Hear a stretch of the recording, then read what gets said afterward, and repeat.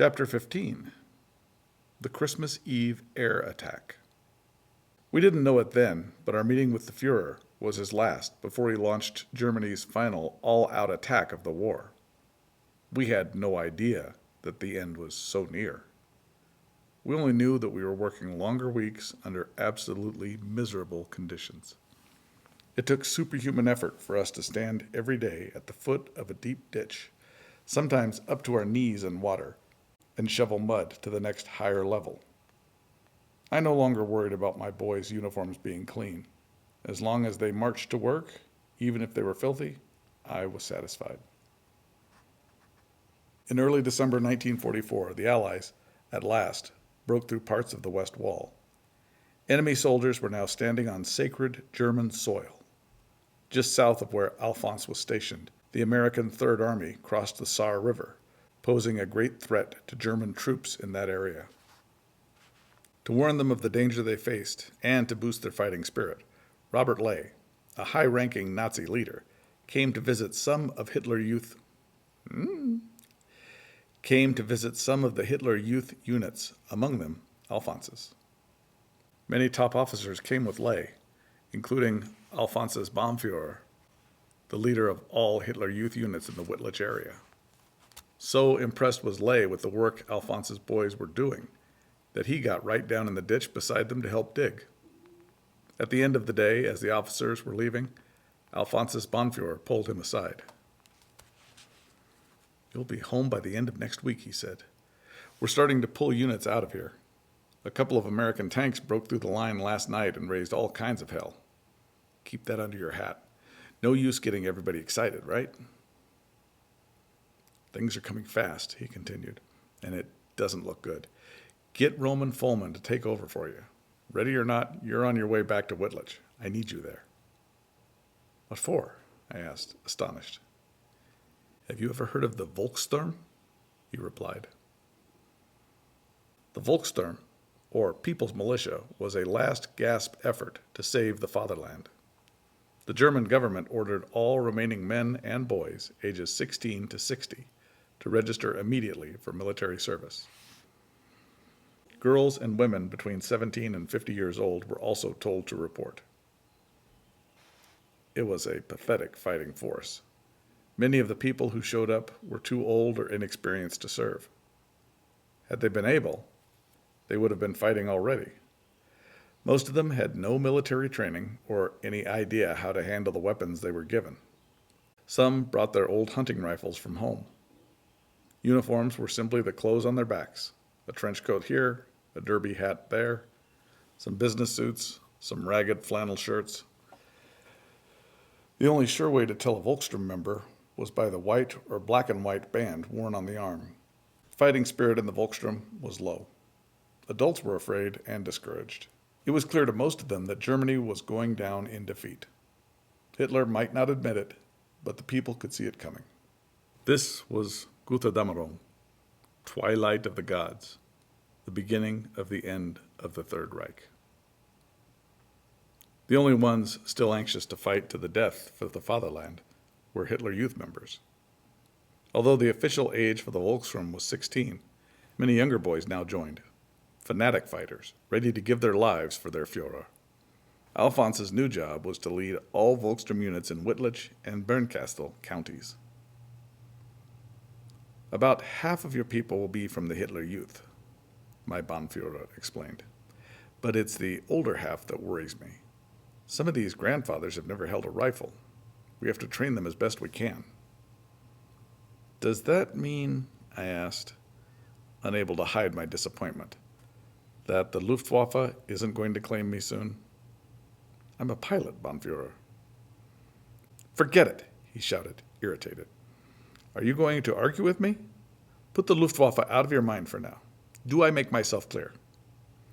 "Jawohl, Bonführer," I replied. "Absolutely." As he prepared to head for Wittlich, Alphonse suddenly felt sad to be leaving the West Wall. He had made some good friends here. It was hard to say goodbye, knowing that any of them might be dead within days. "The rat is leaving the sinking ship," Roman Folman joked, as he and Hans Lewitz walked Alphonse to his motorbike. Lewitz's honesty had always amazed and shocked Alphonse. The battle-hardened lieutenant had long been convinced that they were serving a madman, and he was not afraid to say so. At first, Alphonse had considered Lewitz a traitor to talk this way about their Führer, and yet he couldn't help but believe him. Lewitz had told him in vivid detail about a mass murder he had seen while serving in Russia. The SS had rounded up more than 30,000 Jewish women, children, and old men near a place called Babi Yar and machine-gunned them into a ravine. Hans had seen it with his own eyes, and it haunted him. The story sounded unbelievable. But Alphonse trusted Hans, so he had to admit it must be true. Now, as they shook hands to leave, Lewitz suddenly pulled Alphonse to him. I want you to remember, Alf, that dying for the fatherland is not as noble as living for it. No matter what anybody tells you, for God's sakes, keep that in mind when the time comes and you have a choice. One day those words would ring loudly in Alphonse's ears, but now it was time to leave. That night, 400 of my boys and I were on the road to the Saar River. We would board a train in the middle of the night, for it was too dangerous to travel in daylight. Shortly after midnight, we were loaded into passenger and freight cars. Nobody minded the boxcars. We were on our way home. A strict blackout was in effect. No light could shine from the train, for the night was loud with aircraft noise and distant growl of gunfire. Before long, these sounds would be with us constantly. Germany's final all-out attack of the war, the one planned by Hitler himself, began on December 15th, 1944. At 5:30 a.m., in the Ardennes forest of Luxembourg, the Germans launched a massive raid against U.S. troops stretched along a 40-mile line. Hitler's aim was to attack the line at its weakest point and push the Americans backward into Belgium. He intended to keep pushing west until he had captured the Belgian city of Antwerp. At first, it seemed like the glory days of the Blitzkrieg were back. German soldiers parachuting down behind enemy lines took the troops completely by surprise. For the first time in months, the Allies were on the defensive. Pressing hard, the German troops pushed one section of the American line 60 miles back into Belgium and Luxembourg. On the map, it looked like a huge bulge had formed in the line, and the attack became known as the Battle of the Bulge. Just a week later, the Germans launched another drive that trapped American troops in a pocket near the Belgian city of Bastogne. Seeing no possible way the Americans could escape, a German officer ordered the trapped troops to surrender or face total destruction. American commander Anthony McAuliffe's reply was a loud, clear, "Nuts!" U.S. troops held their ground. Though German forces fought fiercely, they never made it to Antwerp, nor even close. On December 24th, American troops at last turned the tide of the battle and began to push the Germans back toward the fatherland. As part of the attack, the Allies bombed hundreds of towns that served as supply points for the German army. Among them was Wittlich. Alphonse was there, having just arrived home from the West Wall. Christmas Eve was a cold, brilliant Sunday. The sirens began to wail at 8 in the morning. Soon, we spotted high-flying bomber formations, painting scratch marks in the pale blue sky. I left our farm shortly before 2 o'clock, headed into town. On my way through the gate, I patted my dog Prince on the head. When I get back, I promised him, I'm taking you and Felix, or horse, for a walk. I strolled through the stable and looked in on the horses and blew softly into Felix's nostrils. The clock in the 17th century City Hall Tower struck 2:30 as I crossed the marketplace. Suddenly, the sirens began to wail, the incessant, ear-splitting sound of high alarm. Out of the western sun roared a wedge of bombers flying quite low.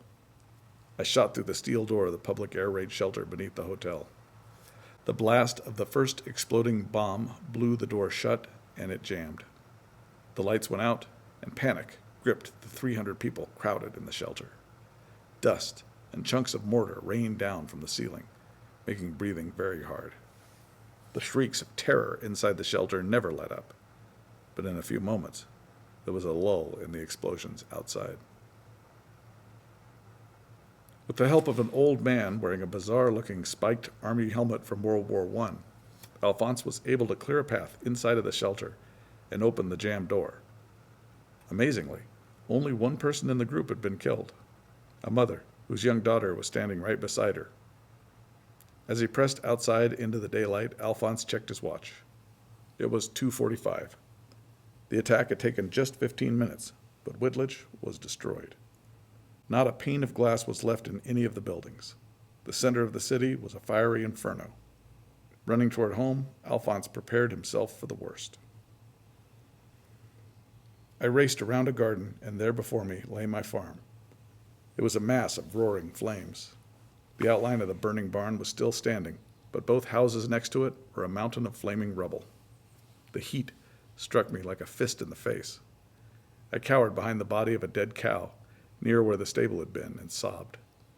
Nothing could possibly be alive in this cauldron of destruction. A hand on his shoulder roused him from his stupor. It was his neighbor, Andres Kasper, asking Alphonse to come with him to another air raid shelter where his grandmother and aunts had fled. Knowing that his grandmother never took cover during air raids, Alphonse at first refused to believe him, but Herr Kasper insisted. This time she had. The Kasper family was there too. The shelter, located in the basement of the city power station, had been buried by the attack.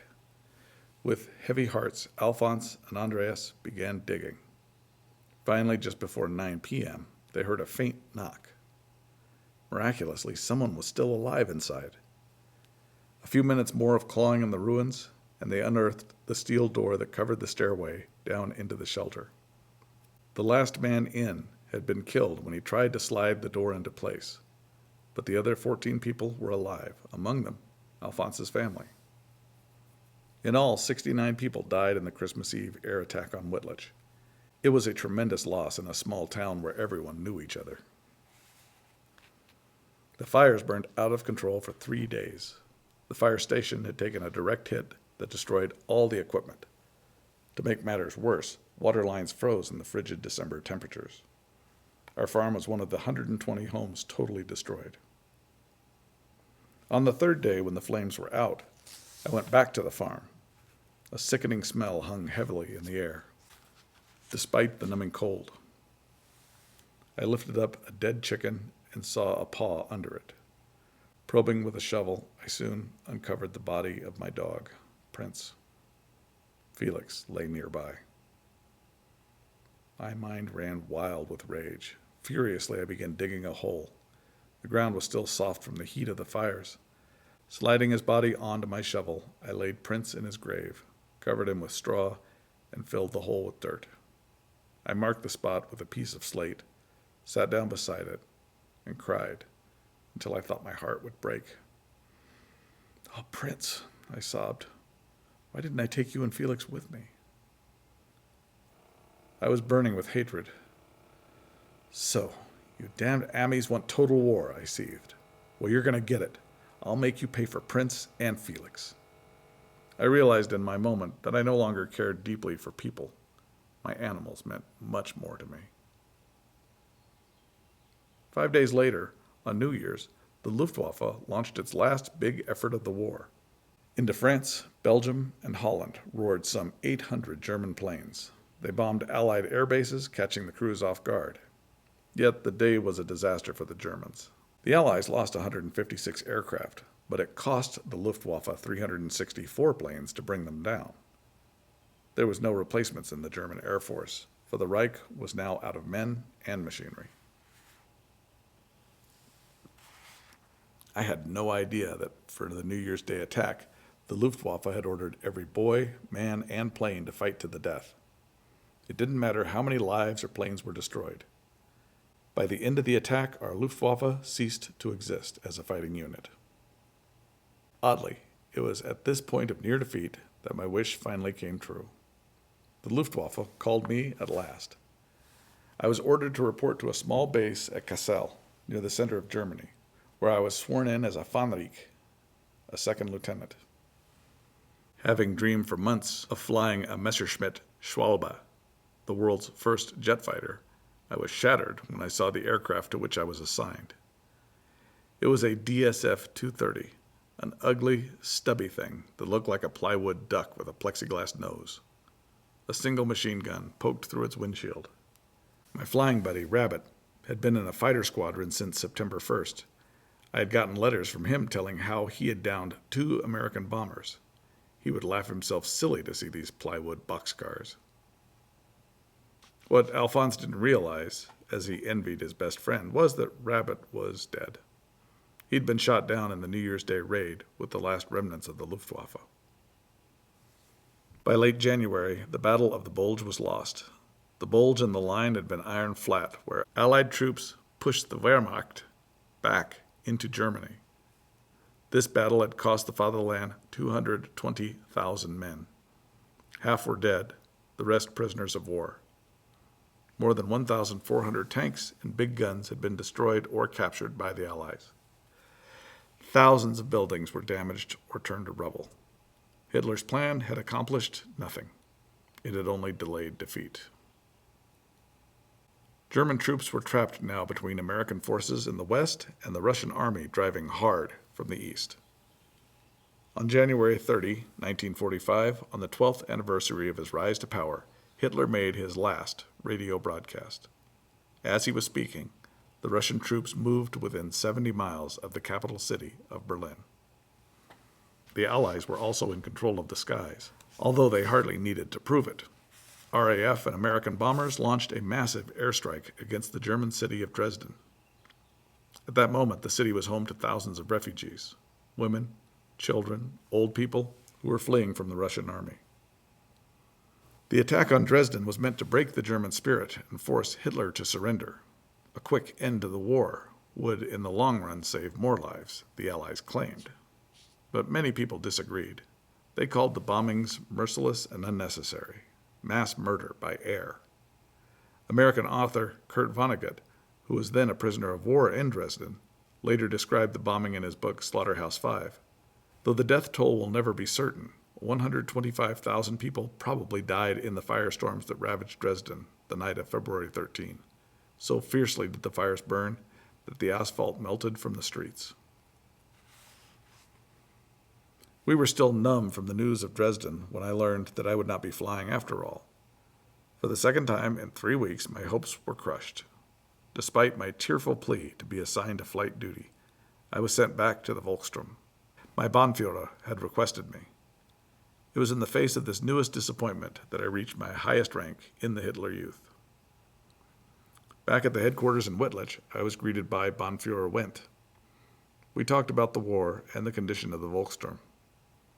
I hoped he would let me keep my old Hitler Youth units separate from the older men. The old bones. They were easier to handle this way. But I needed his permission. "I'll have to leave that up to you, I'm afraid," Wendt replied casually. "Why?" I asked, surprised. "Because, Alf, you are the next Bonfire of Bahn 244 Wittlich. I'm leaving." I was astounded. "What did you say?" I asked him, flabbergasted. "That's impossible, Bonfire. I'm not even 17. "So what?" he shrugged. "We're asking 12-year-olds to attack enemy tanks." So it was that at 16 years old, Alphonse Heck became a Bonfire, a rank equal to a major general in the United States Army. In all of Germany, there were only 223 Bonfire. Under his command, he now had some 6,000 troops. Heck's first order was to move his units to the town of Bitburg on the Belgian border, about 25 miles from Wittlich. This was the front. Americans were shelling the western edge of the town. Here, the Volksstorm were supposed to make a strong stand. Shortly after dawn on the second day in Bitburg, the Amis attacked close to Alphonse's unit. To my left, 3 Hitler Youth boys frantically pushed a heavy machine gun over the rim of a trench in which they'd been hiding.